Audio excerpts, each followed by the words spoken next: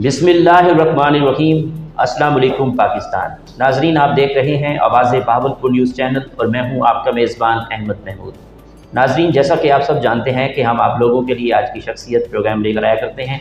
आज मैं district bar association रहीम यार खान में मौजूद हूँ।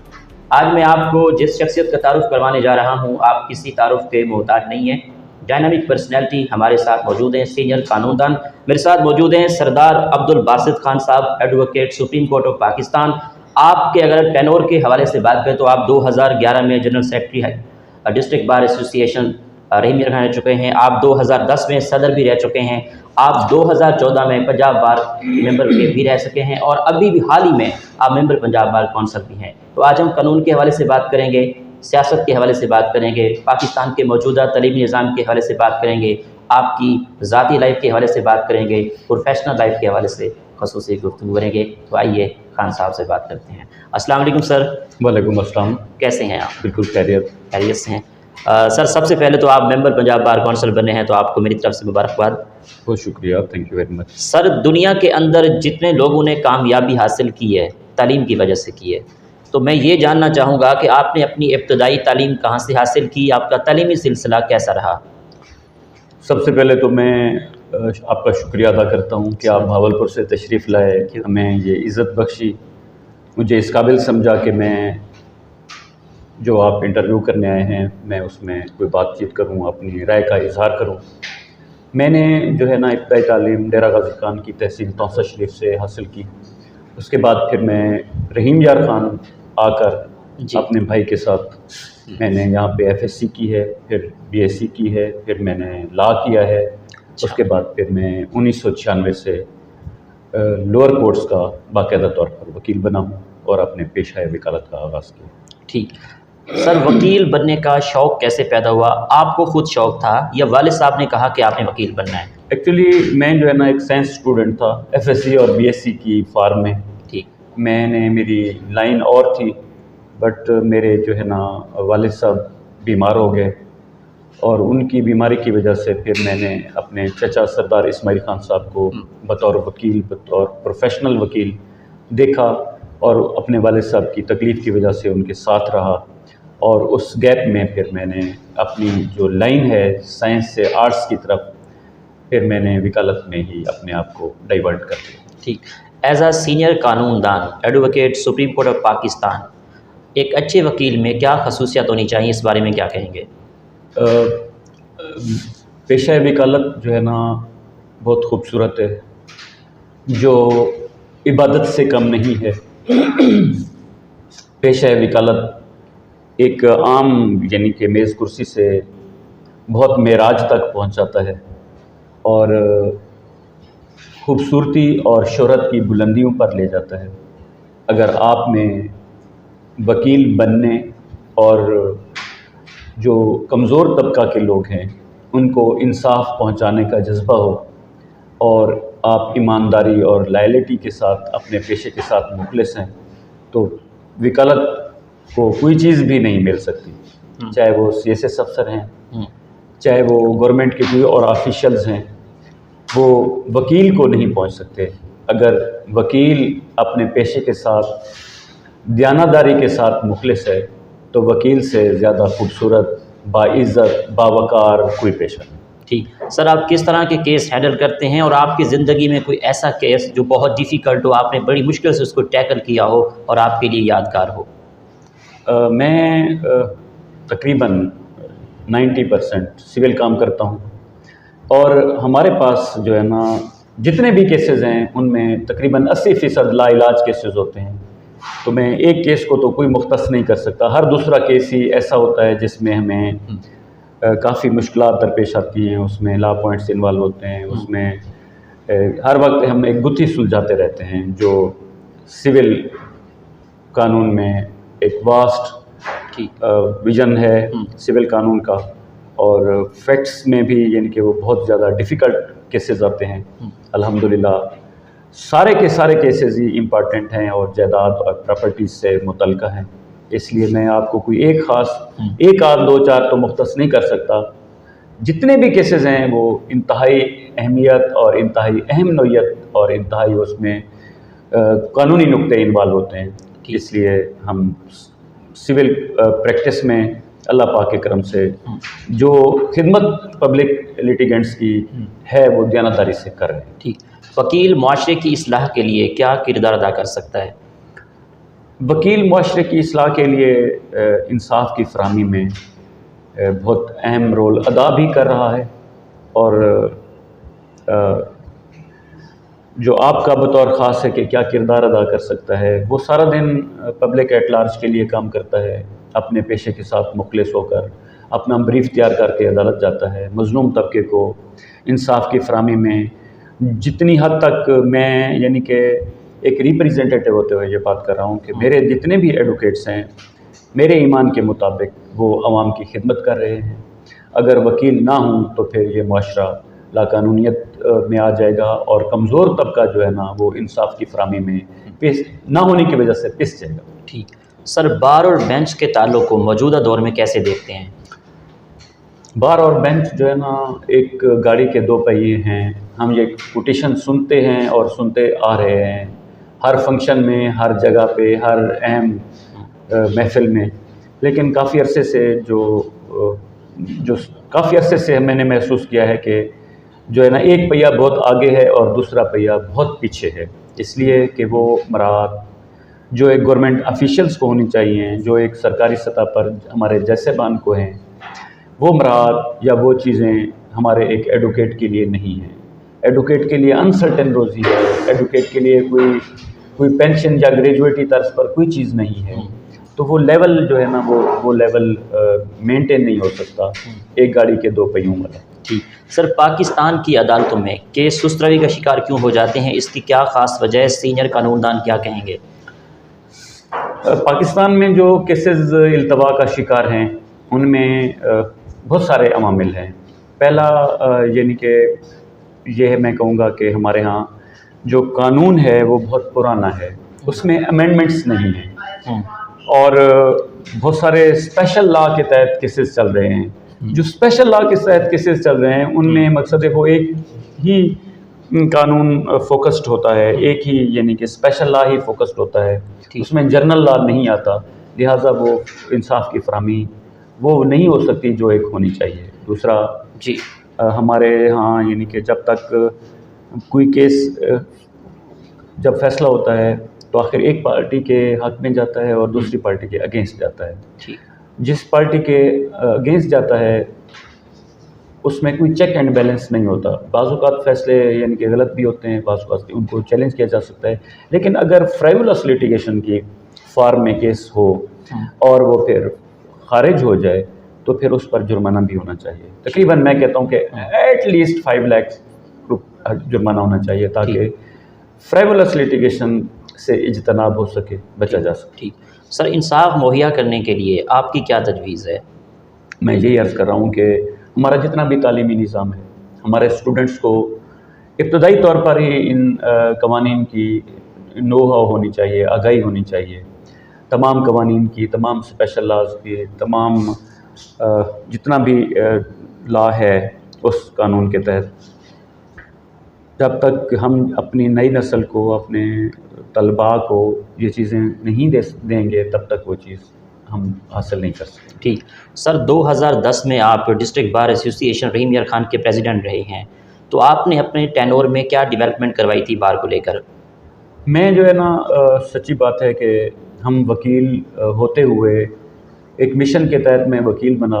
मुझे अपने वकील होने पर बहुत ज़्यादा फ़ख्र है, यानी कि जब से मैं इस पेशे में हूँ मैं बहुत ज़्यादा अल्लाह पाक का शुक्र अदा करता हूँ, उसके रहम और करम में रहता हूँ। एक मिशन के तहत एक जिदोजहद में रहता हूँ। उस जिदोजहद के तहत वकला काज के लिए काम करना, वकला के लिए उनके मसाइल को समझना, सोचना, उस पर अपना फोकस करना मेरे ईमान का हिस्सा है। और बतौर प्रेसिडेंट डिस्ट्रिक्ट बार एसोसिएशन रहीम यार खान 2010 हमने बार को यकसर तब्दील किया। बार रूम के आगे टेरेस को सुगैस की फराहमी की सूरत में, लाइब्रेरी की तकमील की सूरत में, और उसके बाद दफातर की तकमील की सूरत में मेरे नाम से बाकायदा तौर पर ब्लॉक बना। और मेरे उस वक्त के जो जनरल सेक्रेटरी थे बिशारत अली उंदल साहब, जो आजकल प्रेसिडेंट भी हैं, उनके नाम से भी बाकायदा एक हुंदल ब्लॉक बना।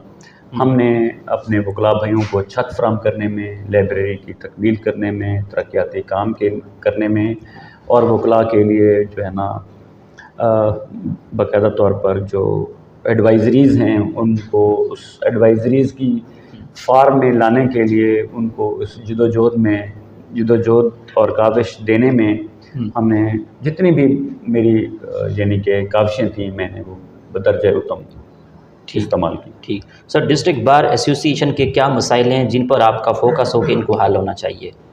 डिस्ट्रिक्ट बार एसोसिएशन एक वकला की बॉडी है, रजिस्टर्ड इदारा है हमारी बार कौंसिल की तरफ से, सुपरवाइजरी बॉडी से हमारी जो बार एसोसिएशन है।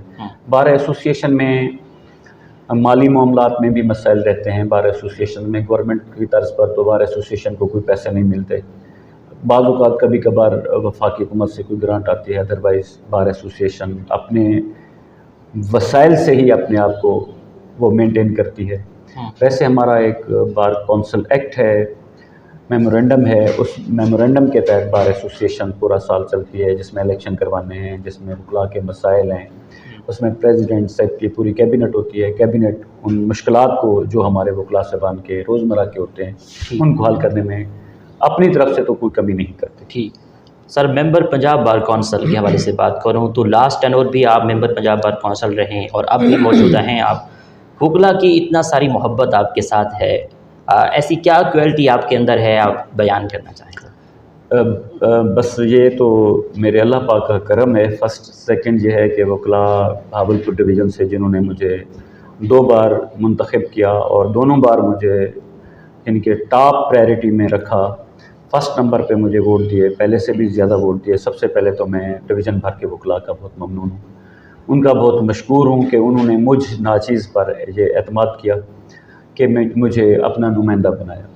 बतौर मेंबर बार कौंसिल पहले टेन्योर में भी और दूसरे टेन्योर में भी जो अब चल रहा है, मैंने इसमें बतौर चेयरमैन एग्जीक्यूटिव भी काम किया। तो मैंने वकला के मसाइल हल करने में 2 दफ़ा मैंने लायर प्रोटेक्शन एक्ट पेश किया जो बार कौंसिल से मंजूर हो चुका है। वो आगे पाकिस्तान बार कौंसिल और फर्दर वकला की आदत जो है उसको आगे लिए हुए हैं। मेरी ज़िंदगी रही तो इंशाल्लाह ये लायर प्रोटेक्शन एक्ट ज़रूर मंजूर होगा। उसमें जो मेन है कि हमारे जो नए बच्चे हैं जो 2 साल के प्रैक्टिशनर्स हैं उनके लिए स्टाइपेंड होना चाहिए, क्योंकि वकील जो है ना अनसर्टेन रोज़ी से वाबस्ता होता है, उसके लिए गवर्नमेंट तर्ज पर कोई मराहत नहीं है। जैसे एक डॉक्टर के लिए जब वो आता है तो उसको हाउस जॉब में पैसे मिलते हैं, लायर के लिए कोई सनसीट नहीं है, लायर्स के लिए कोई हिफ्ज़ान सेहत के तहत कोई हॉस्पिटल्स में कोई वो मराहत नहीं है जो एक गवर्नमेंट ऑफिशियल्स को होती हैं। उसके बाद लायर की ज़िंदगी बिल्कुल अनसर्टेन है, उसका कोई तहफ़्फ़ुज़ नहीं है। मैंने बतौर चेयरमैन एग्जीक्यूटिव भी और बतौर मेंबर बार कौंसिल भी हर हाउस की हर मीटिंग में हम ये अपने मुतालबात और मसाइल रखते रहते हैं कि वकला के लिए जो असला लाइसेंस है उसको दिया जाए, उसका बाकायदा लाइसेंस इशू किए जाएँ। वकला के लिए टूल प्लाजे की जो फीसेज़ हैं वो ख़त्म की जाएँ, वकला को हिफ्ज़ान सेहत के तहत जैसे सेहत कार्ड है वो इशू किया जाए। सबसे ज़्यादा जो ओल्ड एज में जब काम ख़त्म हो जाता है वकील का, जब वकील बेजारो मददगार सिचुएशन में अबव 70 ईयर्स या अबव 60 ईयर्स जब अपने जिस्मानी लिहाज से कमज़ोर होता है तो उसको वैसा काम नहीं मिलता जो एक यंग लायर को या एक वो लायर जो अपनी जिस्मानी हैसियत के एतबार से, ज़हनी हैसियत के एतबार से मजबूत और तवाना होते हैं, उनको वैसा काम नहीं मिलता ओल्ड एज में, तो वो काम करने के काबिल नहीं रहते। हमारे जो एल्डर्स हैं, जो हमारे बुज़ुर्ग एडवोकेट्स हैं, तो उनके लिए हमने पेंशन की रिक्वेस्ट की है अपनी बार बॉडीज़ से, अपने इनके काउंसिल से। तो वो लायर प्रोटेक्शन एक्ट की फार्म में हम उसको परसू किए हुए हैं।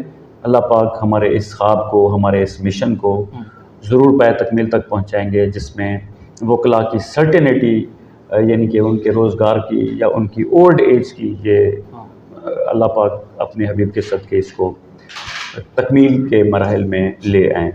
हमारी बहरहाल जो आपका बतौर ख़ास क्वेश्चन था मेरे मुतालिक कि आपको डिवीज़न भावलपुर से इतने वोट क्यों मिले हैं, ये मेरे उन भाइयों की बेपनाह मोहब्बत है, बेपनाह प्यार है उनका।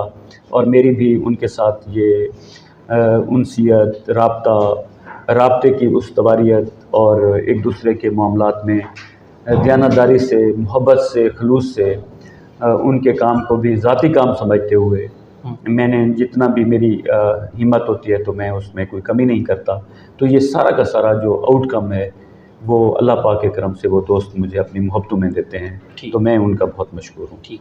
सर, हमारी ज़िंदगी में रूल ऑफ लॉ की क्या अहमियत है?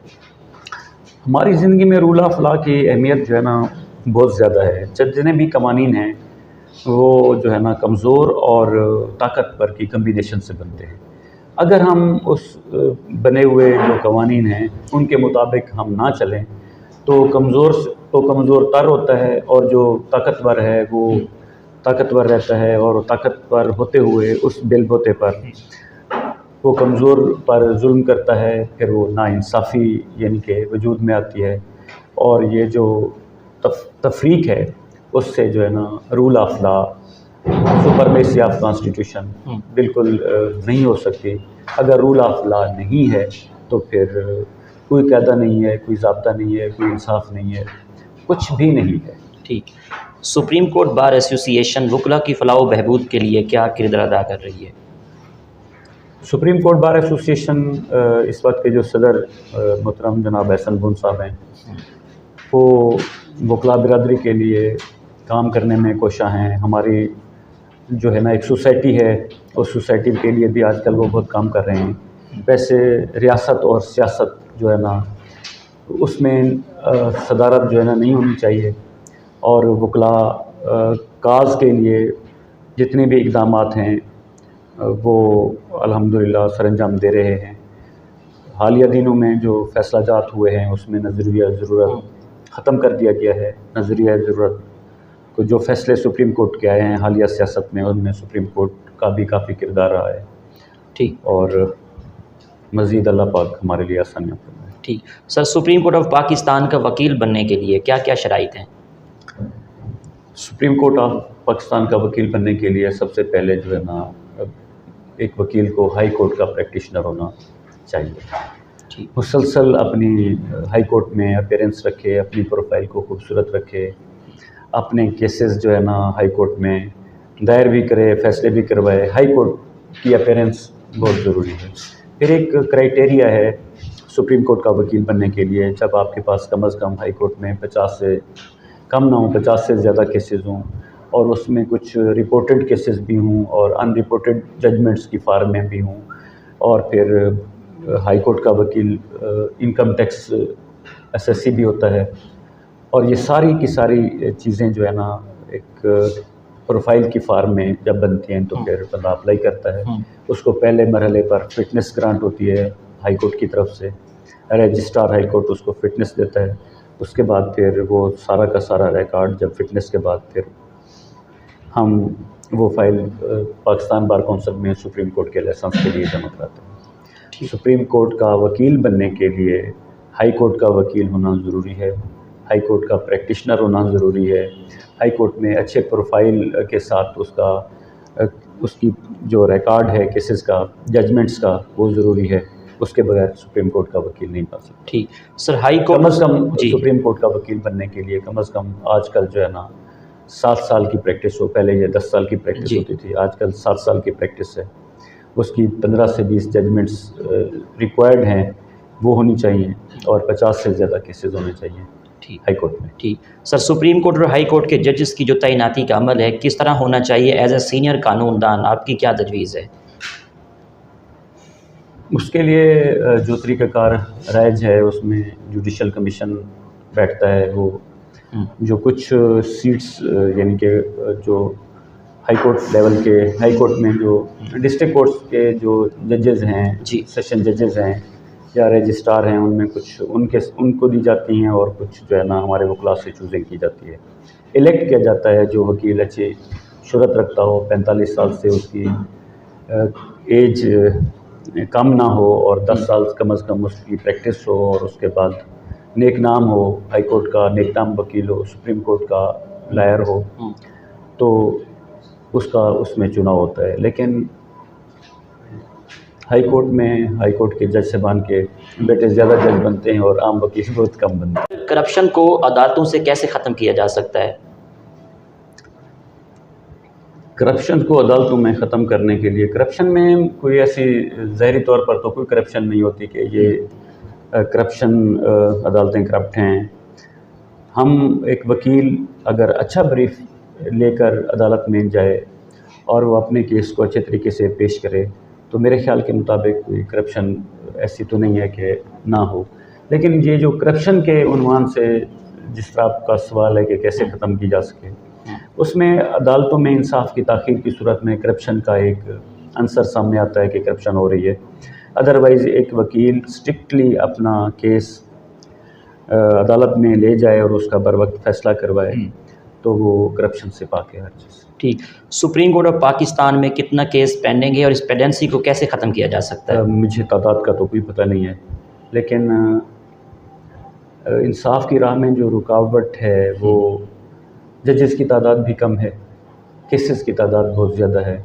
उसमें फ़ैसला की यानी कि क़ुव्वत फ़ैसला कैसी है जज की, जज एक पूरी की पूरी केस काज लिस्ट को मकसद है उसमें काफ़ी फ़ैसले कर भी लेता है और काफ़ी अर्जेंट भी हो जाते हैं, जबकि उसके पैरेलल जो जजेस हैं बैठे हैं फ़र्ज़ किया, यानी कि ये कैपेसिटी ऑफ जज पर है वो किस हद तक कितना काम करता है और कितना काम नहीं हो सकता, तो उसमें इंसाफ की राह में ये कैपेसिटी भी रुकावट होती है। ठीक सर, एज अ सीनियर कानूनदान मौजूदा सियासी सूरत हाल के हवाले से क्या तबसरा है आपका? मौजूदा सियासी सूरत हाल में जो है ना, जो हमारी पार्टीज़ हैं, जो हमारी नेशनल असम्बली में लोग मुंतखब शुदा हैं, नो कॉन्फिडेंस से यानी कि अगर किसी हुकूमत को गिराया जाता है या तब्दील किया जाता है तो ये कानून में कोई अमर माने नहीं है। लेकिन वो पार्टीज़ जिनको अवामी सतह पर वैसी नुमाइंदगी नहीं दी गई, जो एक चेंज की सलाहियत में हों या सारे के सारे एक मिशन के तहत इकट्ठे हो जाएं और हुकूमत को गिरा दें, तो वो अनारकी फैलती है उससे। और जो मौजूदा सूरत हाल हुई है, यानी कि अब सारी की सारी पार्टियाँ एक मिशन के तहत, एक नीयत के तहत इकट्ठे होकर उन्होंने एक मुंतखब हुकूमत को नो कॉन्फिडेंस से छुट्टी कराई है और उससे जो आउटकम आया हुआ है वो काफ़ी पब्लिक एट लार्ज की विशेस के अगेंस्ट है, उससे अनारकी फैली हुई है और कानूनी तौर पर मामलात काफ़ी डिस्टर्ब हैं और ये इंतहाई तकलीफ दे बात है। ठीक। पाकिस्तान के मौजूदा तलीमी निज़ाम के बारे में एज अ कानूनदान क्या तबसरा है आपका?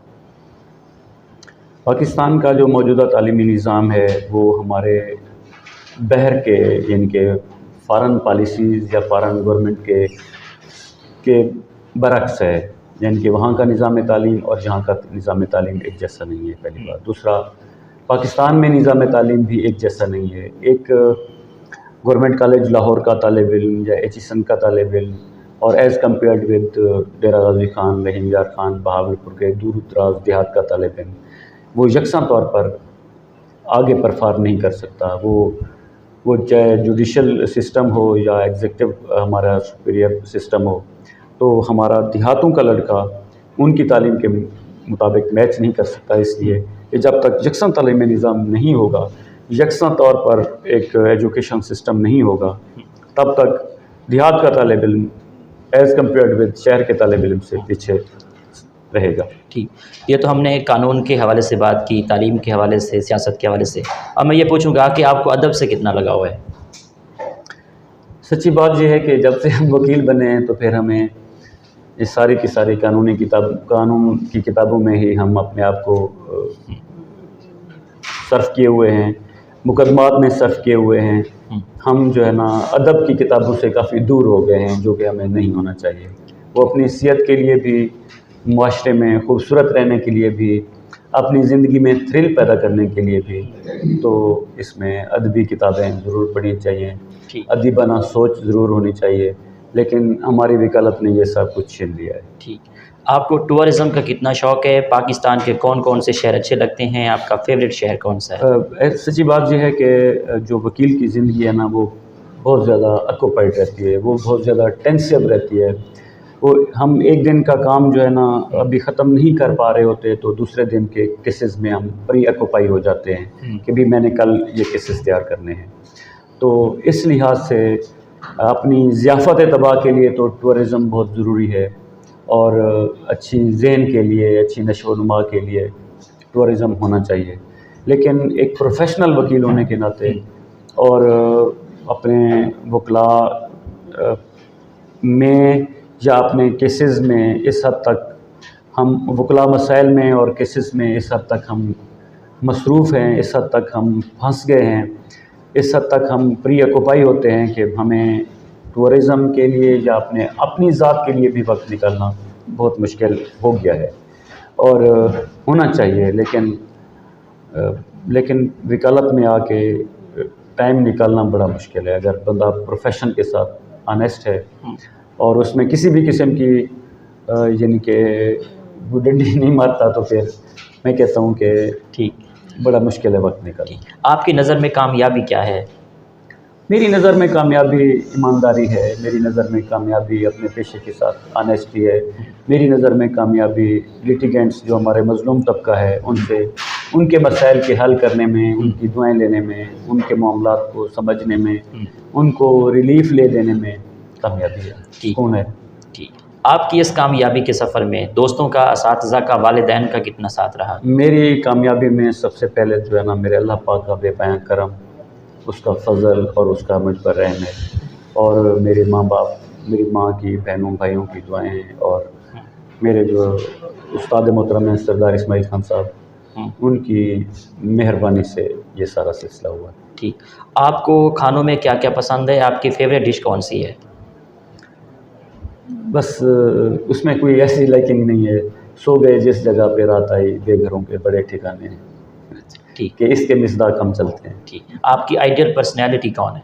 आइडियल पर्सनैलिटी अल्लाह पाक अपने हबीब के सदक़े हुज़ूर पाक सल्लल्लाहु अलैहि वसल्लम की ज़ात गिरामी है, ठीक, जिनकी वजह से ये कायनात बनी, जिनके ऊपर दुरूद भेजने से हमारे 10 गुनाह कम होते हैं और 10 हमें दर्जे मिलते हैं, तो उससे ज़्यादा आइडियल शख्सियत कौन हो सकती है। ठीक, आखिर में सुनने वालों को, देखने वालों को, वकला बरादरी को एज ए सीनियर कानूनदान advocate supreme court of Pakistan, as a member Punjab bar council, आपका क्या पैगाम है?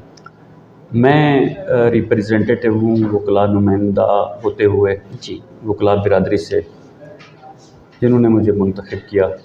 मैं उनका मशकूर हूँ और उनको ये पैगाम दूँगा कि जो मेरे वकला भाई हैं इंसाफ की फरामी में अपने आप को बढ़ चढ़ कर पेश करें, ताकि मुआशरे में ये तफरीक जो है ना ताकतवर और कमज़ोर की वो ख़त्म हो जाए और हम सब एक जैसे हो जाएं, मज़लूम को इंसाफ फराहम करने में किसी भी किस्म की कोई कमी ना हो। ठीक सर, बहुत शुक्रिया, थैंक यू, शुक्रिया, आपने हमें कीमती टाइम दिया। Thank you very much sir. बहुत शुक्रिया। बल्कि आपकी मेहरबानी, आप तशरीफ़ लाए इतनी दूर से, तो मैं आपका ज़ाती तौर पर मशकूर भी हूँ और ममनून भी हूँ। आपने मुझे इस काबिल समझा और मुझे ये जो वकला बिरादरी के लिए मैसेज का कहा, वकला बिरादरी अल्लाह पाक के करम से इंसाफ की फराहमी में कोई कमी नहीं कर रही, और मज़ीद भी मैं इस्तदा करूँगा कि हर एडवोकेट जो अपने लेवल पर मज़लूम को इंसाफ दे सकता है वो मज़ीद उसमें कोशां रहे और गरीब की दुआओं से अपने आप को अपने सुकून में इजाफा करे। ठीक जी, तो नाजरीन, आपने आज की शख्सियत प्रोग्राम सुना। एक नए प्रोग्राम में मुलाकात होगी, तब तक अल्लाह हाफिज़, अल्लाह निगहबान, पाकिस्तान जिंदाबाद।